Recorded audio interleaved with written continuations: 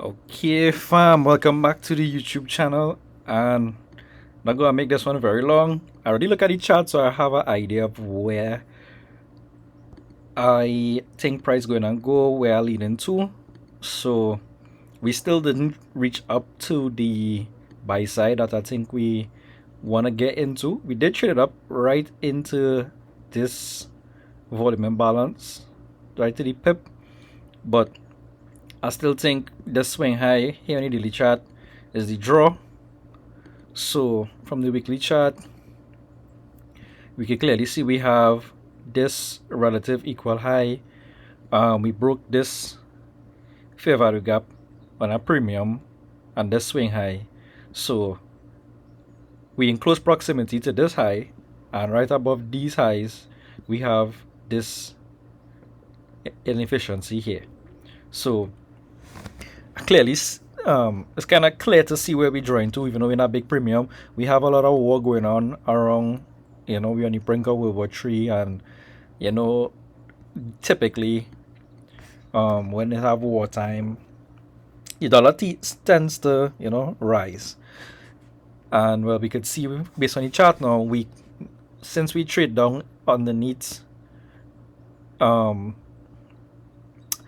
the equilibrium from this range, and we broke this high, we had a lot of momentum on the upside. We created a lot of gaps. We used that as PDRAs to go higher, created our next fair value gap here. And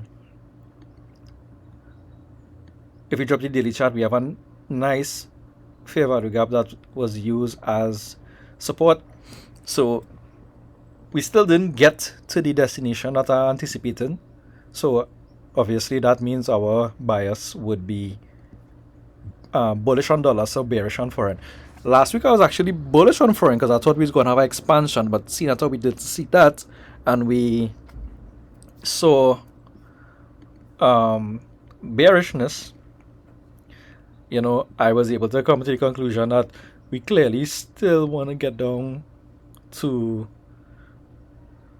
this low here. We now tap inside of the order block and the fair value gap, but we still want to get down. I think we still want to get down to the relative equal lows. I mean, here would have always given our rejection. That's what we saw here. So actually anticipating price if this will be break, which I think we're going to break underneath this candle low. Once we break this swing low, it will confirm, what I already have in store and plan. We have a lot of news coming in for foreign.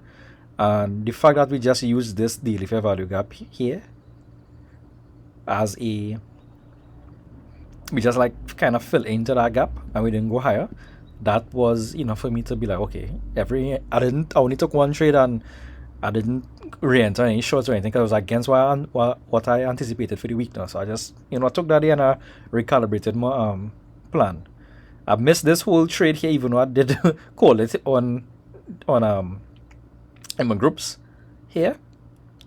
Trade right up into this gap in here with our order block, high probability entry. That is enough sign for me to say that we still want to continue lower here and possibly get on into here, but that would be a while.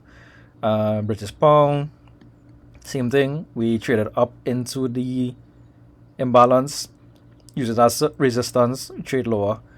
We broke this fair value gap and still going down low. So I could see on pound we're trying to get down to this imbalance here where we at now and this swing low eventually.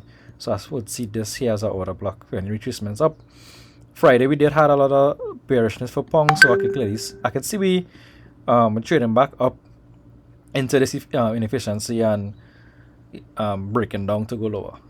But NAS been selling off, S&P been selling off.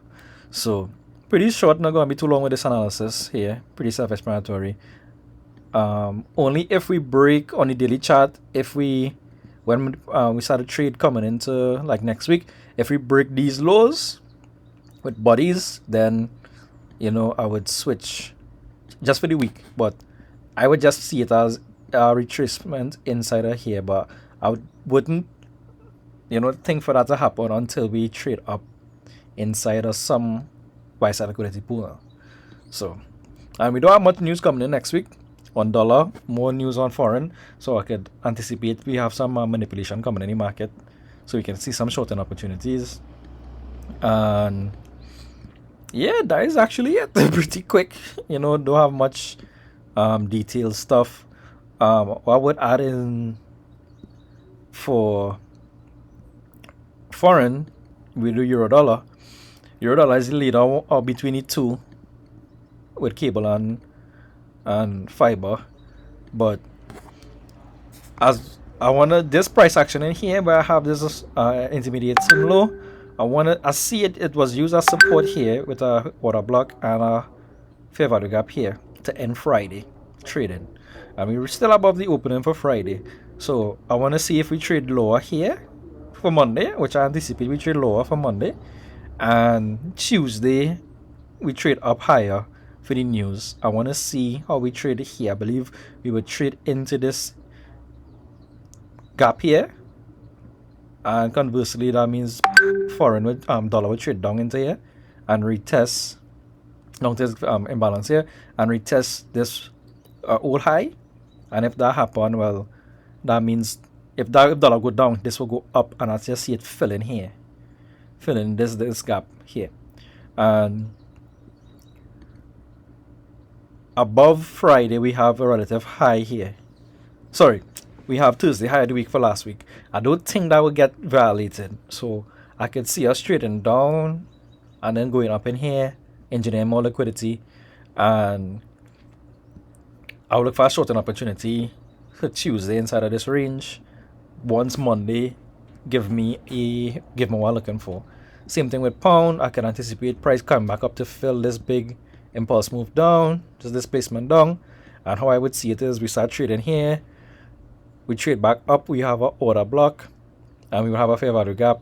So I just look for a market structure shift lower, and I would aim to fill this big move down, retracement lower here.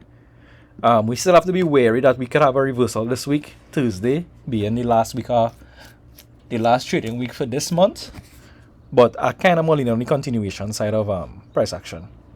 So that will be it. So I wish you guys happy and profitable trading.